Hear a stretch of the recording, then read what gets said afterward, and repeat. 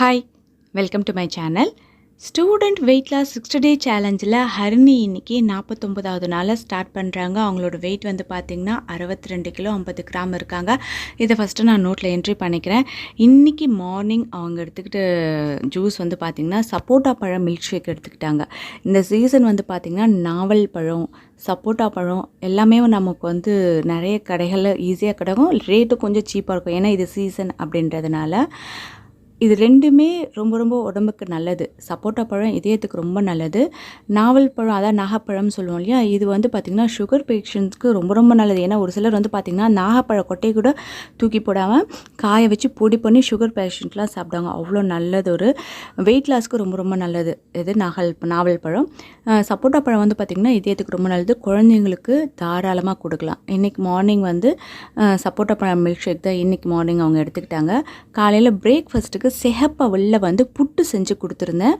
புட்டுக்கு வந்து பார்த்திங்கன்னா white sugar சேர்க்கல, நாட்டு சக்கரை சேர்த்து கொஞ்சம் தேங்காய் துருவல் போட்டு அவங்களுக்கு மார்னிங் டிஃபன் வந்து சிகப்பவுல் புட்டு செஞ்சு கொடுத்துருந்தேன். மதியம் லஞ்சுக்கு கடலை குழம்பும் மசால் வடை 2 பாயில்டு எக்கு எடுத்துக்கிட்டாங்க. ரைஸ் வந்து பார்த்திங்கன்னா ஒரு 150 கிராம் இருக்க மாதிரி ரைஸும் கடலை குழம்பு, அது கூட வந்து பார்த்திங்கன்னா பாயில்டு எக்கு மசால் வடை அவங்க இன்றைக்கி எடுத்துக்கிட்டாங்க.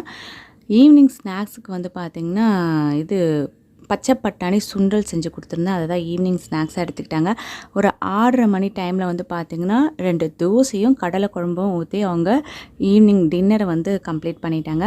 நைட்டு ஒரு 9:30 மணிக்கு நான் வீட்டுக்கு போனதுக்கப்புறமா தான் நாங்கள் எல்லாருமே சேர்ந்து ஒரு 20-25 நிமிஷம் கொஞ்சம் ஒர்க் அவுட் மாதிரி பண்ணோம்.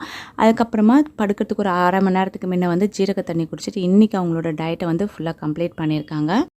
இது வரைக்கும் இது மாதிரி சம்மர் ஹாலிடேயில் இது மாதிரி நாங்கள் இருந்தது கிடையாது. இதான் ஃபஸ்ட் டைம். என்ன அப்படின்னா இந்த 2 மந்த்ஸுமே வந்து பார்த்திங்கன்னா ஹரிணிக்கு வந்து சீக்கிரமாக எக்ஸாம் முடிஞ்சிடுச்சு. ஏன்னா +1 அப்படின்றதுனால இந்த 2 மந்த்ஸ் லீவில் வந்து நாங்கள் வெளியே ஜங்க் ஃபுட்டுன்னு எதுவுமே வாங்கலை.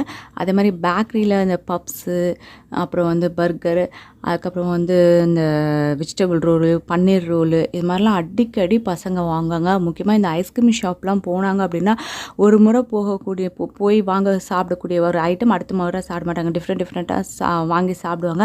அது மாதிரி இந்த 2 மந்த்ஸாக பசங்க வேறு எந்த வெளி ஃபுட்டுமே அவங்க வந்து சாப்பிடலை. வீட்டில் நான் செஞ்சு கொடுக்கறது மட்டும்தான். இந்த வயசு பசங்க இப்படி இருப்பாங்க அப்படின்னு சொல்லிட்டு நான் நினச்சி பார்க்கல. ஏன்னா எனக்கும் ஒரு சில டைமில் ஒரு சில பொருட்கள்லாம் சாப்பிடணுன்ற ஆசை வரும். ஆனால் இவங்க வெயிட் லாஸ் பண்ணணும் அப்படின்னு சொல்லிட்டு அக்காவும் தம்பியும் சேர்ந்து ஆரம்பித்ததுக்கப்புறமா அக்காவுக்கும் தம்பிக்கும் போட்டி. நீ முதல்ல குறையிறியா, நான் முதல்ல குறையிறா, அப்போ இதெல்லாம் சாப்பிட்டா வெயிட் லாஸ் ஆகாது அப்படின்னு சொல்லிட்டு டிவி ஃபுல்லாக பார்த்து எதெல்லாம் வெயிட் லாஸ் ஆகும், எது வெயிட் லாஸ் ஆகாதுன்னு தெரிஞ்சுக்கிட்டு எங்களுக்கு இந்த பொருள் வேண்டாம், நாங்கள் வெளியே வாங்கி சாப்பிடல, நீங்கள் முடிஞ்சால் வீட்டில் செஞ்சு கொடுங்க, இல்லை எங்களுக்கு தேவையில்லை அப்படின்னு சொல்லிட்டு அவங்க மாறினது எனக்கு ரொம்ப சந்தோஷம்தான். இது வரைக்கும் இது மாதிரி லீவ் வந்து நாங்கள் பார்த்ததில்ல. கொஞ்சம் செலவும் கம்மியாகிடுச்சு, குழந்தைங்களோட ஆரோக்கியமும் கிடச்சிது.